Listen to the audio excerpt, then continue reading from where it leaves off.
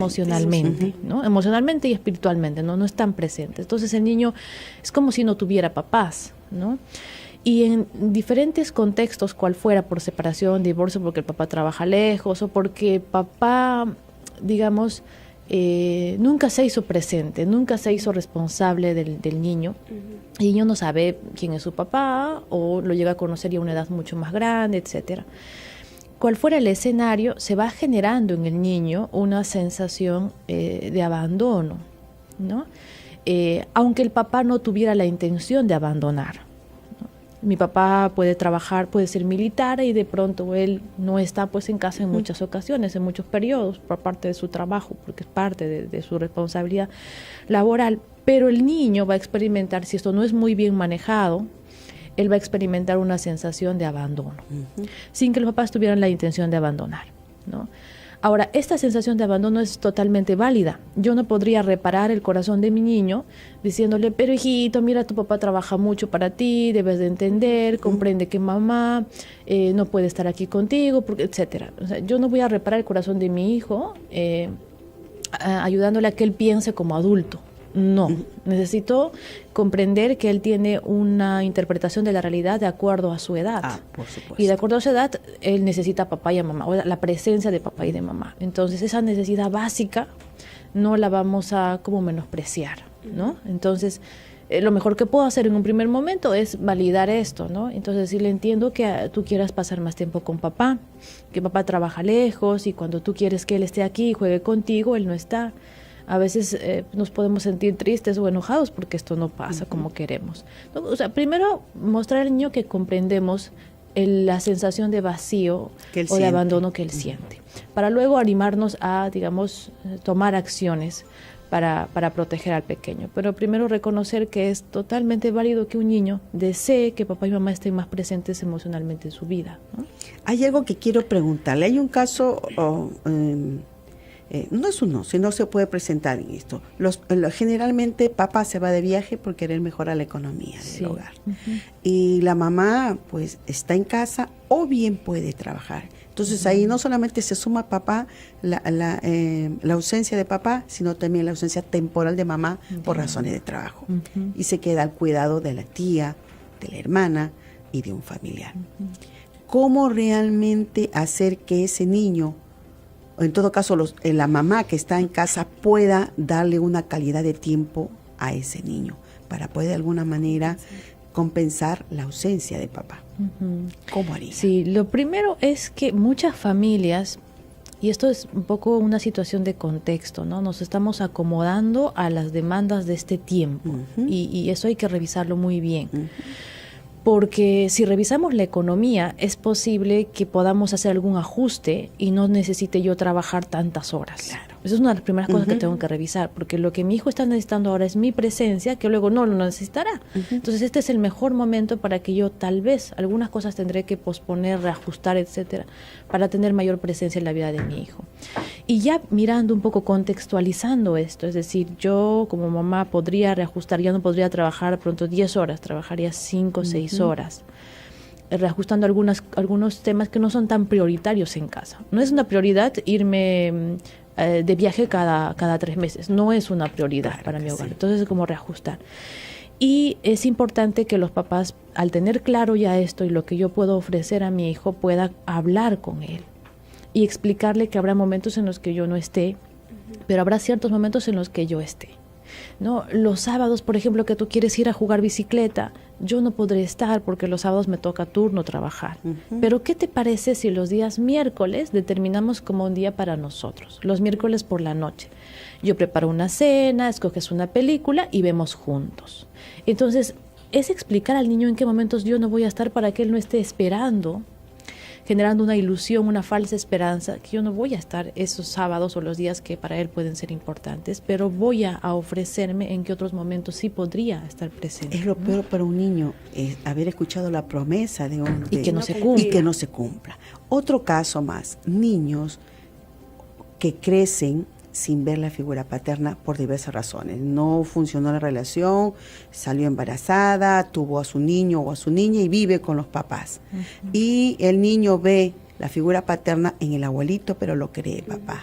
Sí, y esto es bastante común cuando hay más de una generación bajo el mismo techo, ¿no? No digo que esté mal porque a veces es el mejor recurso para apoyarnos, ¿no? Así es. Como mamá, digamos, soltera o mamá sola. Sí es bueno dejar en claro los roles que cada uno va asumiendo, ¿no? Si bien es cierto, un niño que no tiene la figura de papá, y papá no está presente, y además papá no está interesado en estar presente, eso hay que aclararlo, porque Así a veces es. la mamá dice, no, yo no lo quiero nunca más, y lo borro del mapa, pero papá está interesado en estar presente. Entonces, si papá no está interesado, no hay un interés en asumir el rol, entonces vamos a buscar alguna figura masculina, responsable, amorosa y cuidadosa, que pueda ayudar a, digamos, llenar un poco esta sensación un poco de vacío. Puede ser el abuelito, sí, pero ayudaremos a que nuestro niño llame abuelito al abuelito, que no le llame papá, ¿no?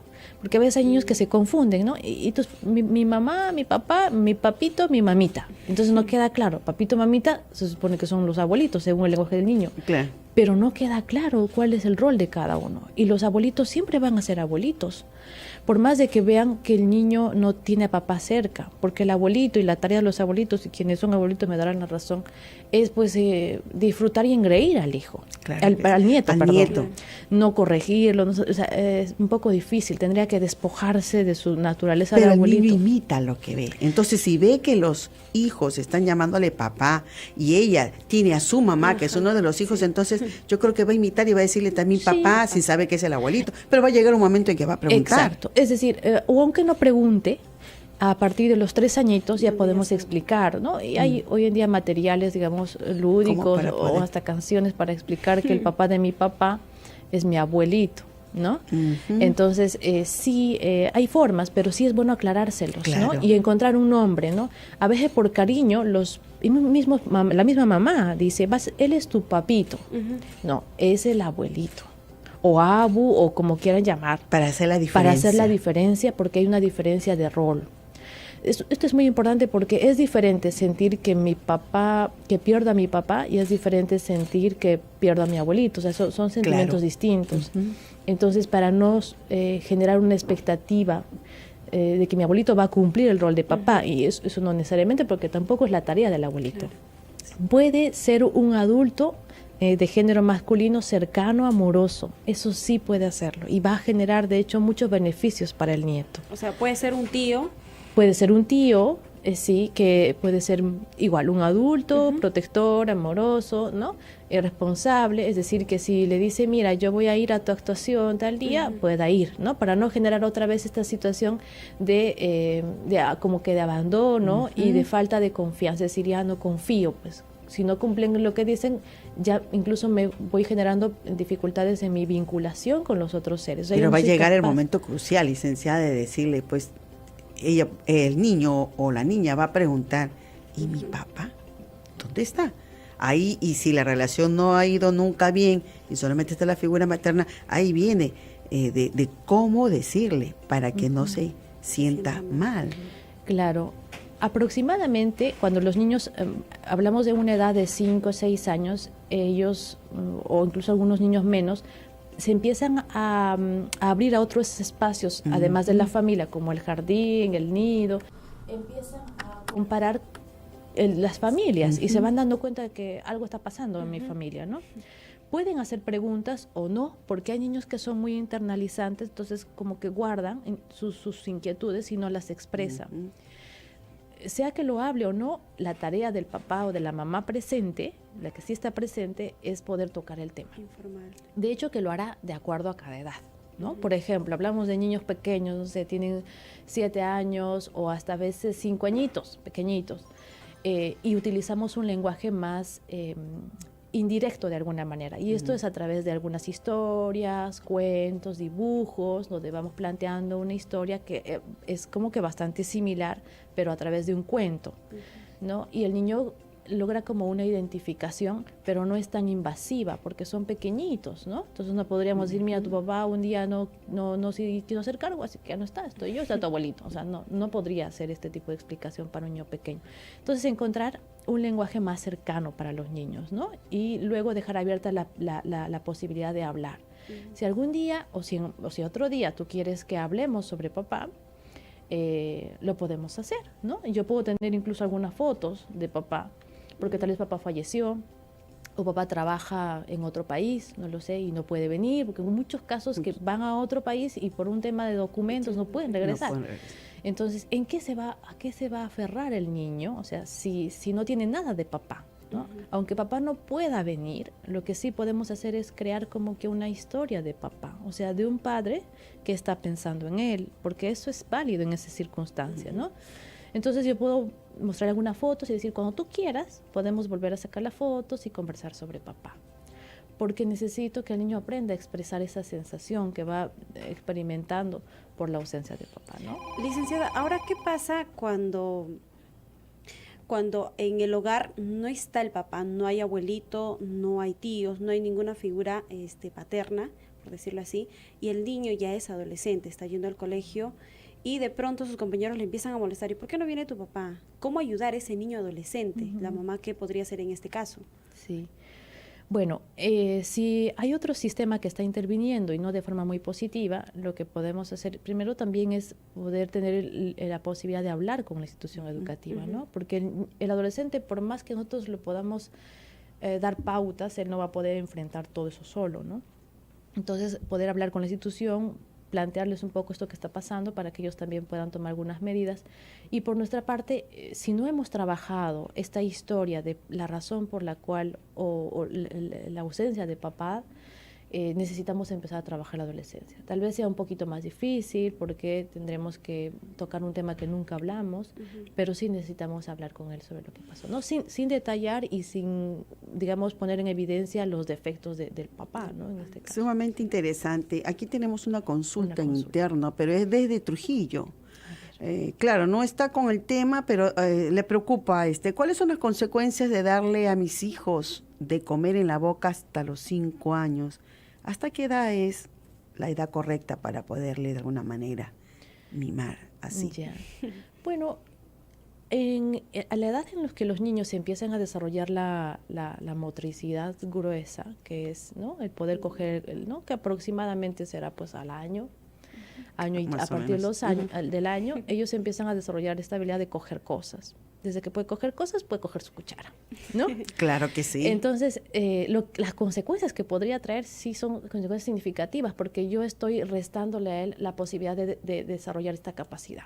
Entonces, el mensaje externo es, no tienes fuerza en tus manos, pero el mensaje interno es, no eres capaz de hacer muchas cosas solo. Claro, porque 5 años ya podría hacerlo, por supuesto. Exacto, ¿no? Y le estoy dando, le estoy restando la autonomía, de hecho, y esto hace de que él se cuestione de qué cosas podría hacer o que siempre necesitará a mamá para lograr cosas, ¿no? Deberíamos motivarlo, ¿no? Es decir, dejar que lo haga, claro. ¿no? Yo lo hago, mira, mientras yo lo hago, como lo haces tú, hoy comiste todo completo, qué bien, lo hiciste tú solo, ¿no? Los niños grandes pueden, por ejemplo, ver un poquito más de tele, y los niños grandes también comen solos, o sea, ¿no? De una manera para que reflexione. Exacto. Nos vamos a otro escenario. ¿Tenemos otra llamada? Sí. Desde Huacho nos llama Elizabeth. ¿Cuál es tu consulta? Buenos días, doctora. Buenos días, te escuchamos. Señorita, yo vivo sola con mi hijo, pero he sufrido mucho porque su papá siempre le ilusiona salir porque estamos distanciados, pero él no sale con el niño y mi niño se queda frustrado y entonces lo envío donde está él, pero él lleva una vida de tener varias mujeres y debo seguir enviándolo o ya no. Tengo miedo de que tal vez en el futuro él sea igual que su papá. Claro. Esa es mi consulta, señorita. ¿Y qué podría hacer? Porque el papá no sale con la mujer que él le toca estar. Y yo le he pedido que salga siempre a solas con el niño, pero nunca sale, señorita, a solas con el niño, no sale con mi hijo a solas, ¿no? Es mi consulta. Muchas gracias, señorita. Ok, muchas gracias, Elizabeth, porque nos estás permitiendo aclarar la duda de muchas personas que pueden estar en la misma situación. Un caso bastante común, digamos, lamentablemente. Entonces, respondemos un poquito. Hay algunas cosas que hay que tomar en cuenta ahí, Elizabeth. Primero es que la comunicación, cuando los papás están separados, la comunicación sobre visitas lo manejan estrictamente los adultos. No es que el papá que va a visitar se comunica con el hijo y le dice, hijo, ya voy a llegar en media hora. No. Se tiene que comunicar con la mamá, que es la responsable del niño en ese momento en el hogar. Y será la mamá la que determinará, bueno, si puede venir a esa hora, es muy tarde, etcétera, ¿no? Y es la mamá, cuando ya está segura que papá va a venir, que mamá le comenta al hijo, para que no se crea esta falsa promesa de que voy a llegar el domingo, hijito. Entonces el niño espera toda la semana para que llegue el domingo y nunca llega. Entonces, ¿qué hace la mamá? Dice, me vas a avisar a mí cuando estés en camino o cuando tengas que venir. Está en camino, faltarán unos 15 minutos y yo le aviso a mi pequeño. Mira, ¿sabes qué? Papá está cerca y quiere venir a verte, así que alístate que vas a poder verlo. Cuando yo tenga ya la certeza, le comunicaré a mi niño. Mientras tanto, no le comunicaré, ¿no? Por un tema de protección. Entonces, el tema de visitas se coordina solo entre los papás. También hay que tomar en cuenta que tenemos que apoyarnos un poquito, a veces cuando los papás no son muy maduros, tenemos que apoyarnos en un marco legal. Digamos, apoyarnos en una conciliación para ver el tema del régimen de visitas. Eso da cierta formalidad a papás que no son muy maduros y que quieren visitar hoy y después de acá un mes no aparecen o aparecen en horas que no son las adecuadas. Entonces sí que exista un marco ahí de apoyo.